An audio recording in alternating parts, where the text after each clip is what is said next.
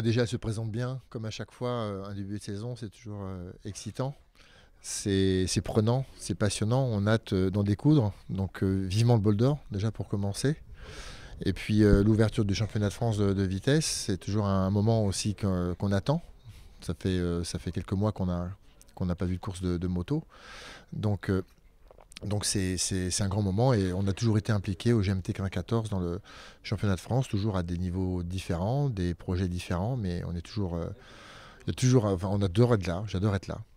La moto, que peut-on en dire? Y a-t-il du nouveau cette année? Sur la moto d'endurance, il y a beaucoup de choses de nouvelles. Vous savez, ça n'arrête pas on n'arrête pas de chercher, de travailler. On a des concurrents qui sont très forts aussi, qui cherchent aussi tout le temps. Donc c'est ce qu'on appelle voilà, le développement perpétuel, la concurrence, la recherche, le travail. Donc ce qui est nouveau, c'est beaucoup de choses. L'électronique, on a travaillé énormément.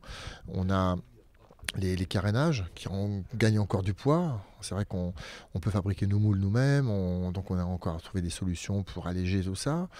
On a travaillé sur les freins, on a travaillé sur les changements de roue rapides pour gagner encore peut-être une demi-seconde. C'est pas, à ce niveau-là, c'est beaucoup. Quand on regarde un départ de moto, il s'est arrêté 17 secondes, on a fait 16,5 ou 18, c'est pas pareil. Donc on travaille beaucoup là-dessus. Et puis aussi sur l'organisation de l'équipe, pour toujours être le plus près possible, essayer de répondre aux impondérables auxquels on a toujours affaire en endurance. L'équipe sur la moto, qui sont les pilotes? Les trois mêmes que l'an passé, hein, donc Mathieu Lagrive, David Checa et Kenny Forêt. Et puis on a un quatrième pilote, voilà, en cas de pépin. On a eu des pépins l'an dernier, donc avec Mathieu en particulier, qui s'était blessé en championnat de France et qui n'avait pas pu participer au Japon ni à Oschersleben. Donc c'est comme bien qu'on renforce notre équipe avec un pilote. C'est un jeune, il s'appelle Maxime Berger, super, top. Hein, il a roulé aussi vite que les trois titulaires d'entrée de jeu, ce qui est exceptionnel. Et bon, maintenant, il faudra qu'il apprenne l'endurance. J'espère qu'on n'aura pas besoin de lui pour le bol d'or, parce que ça voudrait dire qu'on a un souci avec l'un des trois titulaires. Mais bon, on pourra compter sur lui si on a un souci. La première des ambitions, c'est d'être champion du monde, hein. On l'a été en 2004. Là, on a terminé 2 fois troisième du championnat du monde en 2012 et en 2011. Donc, il est clair qu'on vise le titre. Et donc, si on vise le titre, on vise la victoire aussi au bol, hein, tout simplement. Qui sont les adversaires les plus redoutés et les plus redoutables aussi?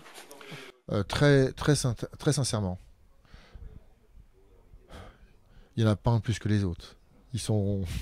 Malheureusement, ils vont tous très vite. Donc, je crois que le plateau est particulièrement homogène. Il y a 5 machines qui vont être extrêmement performantes. Et puis derrière, il y en a 4 ou 5 qui seront pas loin. Il ne faudra pas bouger une oreille. Il faut faire attention. Il y a du monde. Ça va vite. C'est là que les secondes sont importantes. C'est toujours difficile à expliquer ça, y compris parfois d'ailleurs aux passionnés d'endurance. L'endurance, depuis 20 ans, c'est plus la même. Et c'est une course de vitesse. C'est 100% de vitesse. C'est que ça. Depuis, je sais pas, les années 90, les machines, elles vont au bout, hein. Il y a peu de casse mécanique, peu de casse moteur. C'est pas le problème. Le pilote, il peut taper dedans, hein. Nous, les consignes auprès des pilotes, c'est pas attention à la boîte, attention ceci, attention là. On n'est pas à l'abri d'un problème mécanique. On l'en a eu. On a eu un problème de radiateur au 24 heures du Mans. C'est fait partie de la loi de la course. Mais c'est pas parce qu'on roulait une seconde plus vite qu'on a cassé le radiateur, hein. Il s'est dessoudé, voilà. C'est pas parce qu'il aurait fallu économiser quelque chose. En fait, on est obligé d'attaquer en permanence. C'est des pur sang au niveau des pilotes qu'il faut, des mécaniciens surdoués, hein. Il faut des experts du démontage rapide. Il faut des gens qui, maintenant, au niveau des émotions, maîtrisent parfaitement tout ça. Il faut, c'est vraiment une course de vitesse dans les stands et sur la piste.